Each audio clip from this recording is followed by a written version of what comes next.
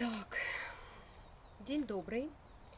Приветствую вас на канале Развития. Продолжаем развиваться. И тема сегодняшнего разговора, верите, не верите, но тема сегодняшнего разговора — зона комфорта. Это очень важная тема. Почему? Потому что если мы не выходим из зоны комфорта, то мы вообще не развиваемся. Вот, казалось бы, парадокс. Вот как мне говорят свыше. Зона комфорта идеальная, она существует, это в вечности. Из-за этого мы приходим сюда. Мы проживаем нашу земную жизнь для того, чтобы научиться быть лучшими людьми, приобрести земной опыт.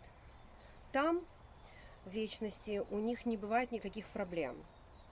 И вот наш первый выход из зоны комфорта происходит, когда мы рождаемся. Мы рождаемся, у нас случается боль, у нас, случается адаптация, мы рождаемся абсолютно маленькими беспомощными существами. И вот такой вот стресс, как ни странно, толкает младенца к саморазвитию. Я сейчас с большим удовольствием хочу вам рассказать, почему именно необходимо выходить из зоны комфорта с точки зрения высших сил. Когда у нас все хорошо, мы ленимся. Когда у нас все замечательно, мы даже как-то и не задумываемся о том, что нам надо сделать себя лучше. И так все хорошо, правильно? Но как только мы достигли в жизни какой-то определенной цели, и вроде как нам хорошо, приятно, нам даже как-то ничего не хочется больше, мы понимаем, все достигнуто, больше ничего не надо. Не-не-не-не-не-не-не-не. Тут же запрос наверх, как только отдышались дня 3, обычно не больше. Ну вот максимум там 6 месяцев я видела, когда люди после того, как достигали целей, посылали запрос наверх, и уже приходил ответ, что им делать дальше. Но обычно это буквально несколько дней, и люди уже начинают слышать недвусмысленное: эй, народ, давайте уже куда-то что-то, давайте шевелитесь. Не надо почивать на лаврах. И это, в принципе, правильно, потому что мы живем здесь не сильно долгую жизнь. Даже если мы живем 100 лет, это ничто по сравнению с вечностью. На самом деле, те задачи, которые мы ставим себе в вечности до того, как рождаемся, то они, скажем так, гораздо больше, чем мы можем сделать здесь. Почему? Потому что в основном мы как слепые котята. Мы движемся по жизни вслепую. Ровно до того момента, как начинаем слышать информацию свыше. Видимо, поэтому меня, наверное, почти год уже толкали: давай, ты должна начинать говорить. Я говорю: ребята, ну вот вы говорите, сами говорите, ну у вас же вот Святой Дух, да, вы там раз быстренько человеку сказали, и человек понимает, ему да, дальше надо развиваться. Сверху мне очень пришел, скажем так, печальный ответ: не хотим мы слушать. Почему я при себя точно так же причисляю к вам, ко всем? Почему я говорю «мы»? Несмотря на то, что уже почти 2 года я живу в потоке и постоянно слушаю. И если честно, за эти последние, скажем, 1,5 года я даже не помню, чтобы я что-то не выполнила из того, что мне сказано свыше. Но вот именно с началом передачи информации вам в мир, от них непосредственно, у меня ушло почти год. И то это благодаря вот Джулии, она невероятная молодец. Во-первых, об этом она начала мне говорить едва ли, я даже не знаю, сколько лет назад, едва ли не с начала нашей встречи. Она все время такой прекрасный, позитивный человек, она всегда хочет делиться всем хорошим в этой жизни с людьми. А уж последнее время, как только я ей сказала, что сверху мне пришло задание начать передавать информацию в мир, она так вообще прям начала меня готовить к этому. Хотя, вы знаете, по моей энергетике я человек, который вот в саду будет заниматься, еще что-то делать. Мне не свойственно вещать. Я не люблю. Я работаю с человеком 1 на 1. Ко мне обращаются люди, и я говорю: ты даже родственникам своим, близким своим, ты ничего не говоришь. Это между тобой, мной и Богом. Все. Хочешь работать? Садись, будем работать. А тут вдруг вещать на весь мир. Вот это и был мой огромный шаг из моей зоны комфорта. То есть вы понимаете, только-только в моей жизни все так как-то устаканилось, успокоилось. Только-только я почувствовала, как это прекрасно жить в потоке, как это прекрасно слушать руководство сверху и идти по жизни так как-то очень, очень спокойно, тихо. Вы знаете, я даже заплакать не могу. По той простой причине, что как только у меня какой-то даже стресс наступает, и мне хочется поплакать, у меня нет слез. Я тут же сверху чувствую энергию, успокоение. И максимум, ну что я могу немножко лицом покривить. А потом опа, и тихо, спокойно на душе. Даже огромный стресс по поводу пандемии, наверное, я не знаю, может быть, полдня я переживала.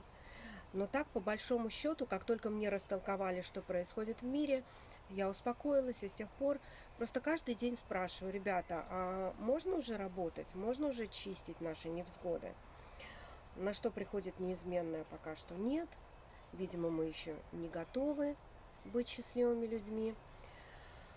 И из-за этого я призываю всех: выходите из своих зон комфорта.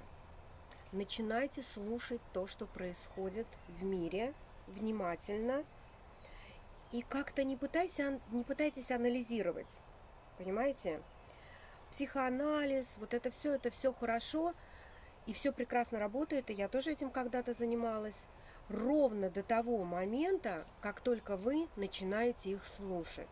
Сначала это какое-то как предчувствие возникает внутри, потом это возникает как будто какая-то мысль, и вы вдруг понимаете, что эта мысль вообще вам не свойственна, но она каким-то образом пришла к вам в голову. Потом начинается такое: тихонечко так отвечают на ваши вопросы. Задавайте вопросы.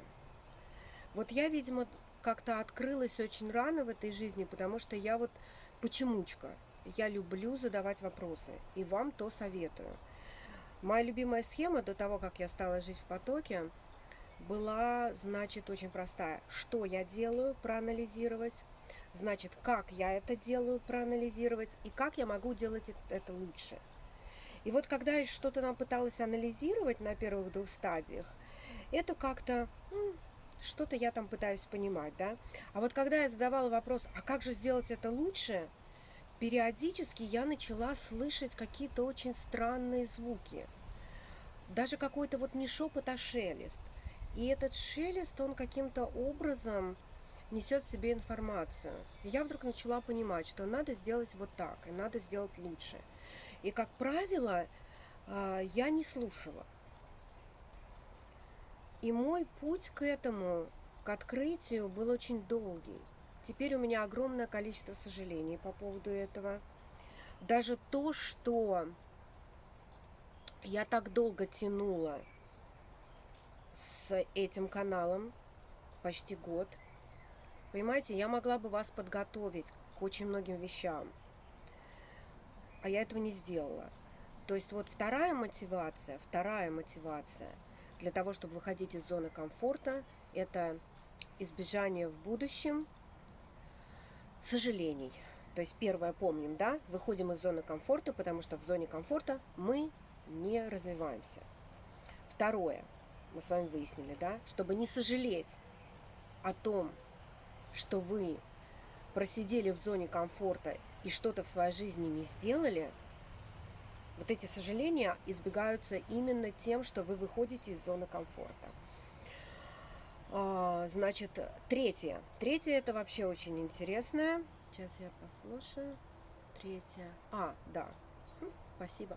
Значит, что они говорят? Они говорят, что самое важное, к чему это все ведет, да, вот эта мотивация, к тому, что как только вы начинаете выходить из зоны комфорта и начинаете развиваться, и начинаете слушать руководство сверху, а именно закрываете рот, отключаете мозги, это практически самое главное, да, и начинаете слушать. Начинаете просто слушать. У вас есть вопрос, вы задаете вопрос, и начинаете слушать. И вот те мысли, которые у вас начинают возникать в голове, они, кстати, не совсем даже мысли. Вы начинаете четко понимать, как я уже говорила, что это не ваши мысли, но вы их внимательно слушаете. Вы их внимательно слушаете и желательно даже записываете. Потому что парадокс состоит в следующем, что иногда, поработав с энергией высших сил, вам потом очень трудно вспомнить, что же было. Почему?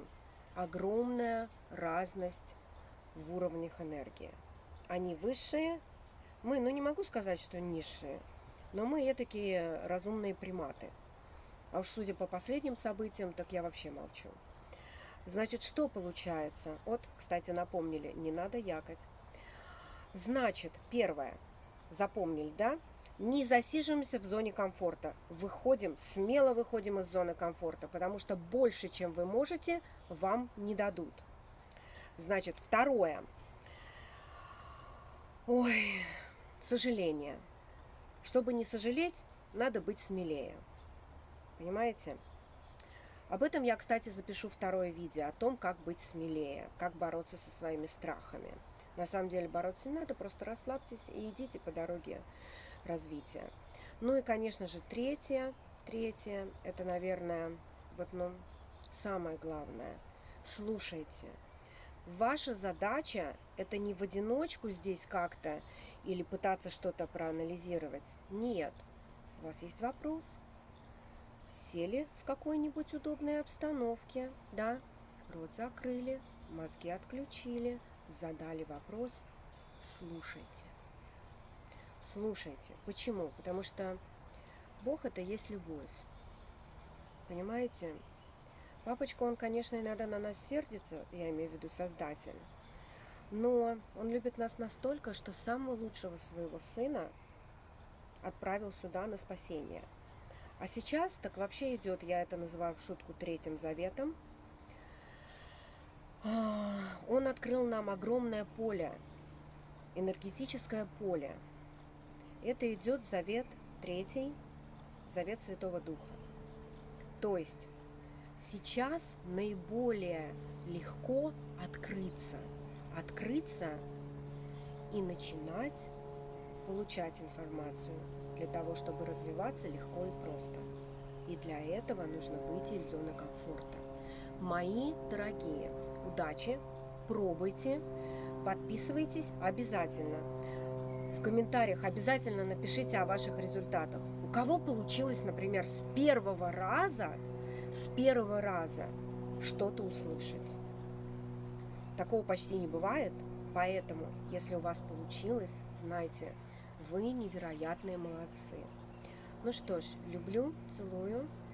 Ну и, конечно же, ждите дальнейших видео, потому что на тему зоны комфорта и как из нее выходить, и что делать, и как преодолевать страхи, я запишу еще, я думаю, наверное, видео 5.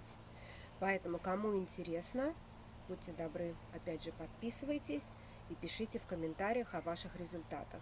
Кстати, как там у нас с вами поживает лист насчет нашего высшего Я? Тоже, пожалуйста, пишите, рассказывайте о ваших успехах. Что ж, ну все, теперь точно люблю, целую. Пока-пока.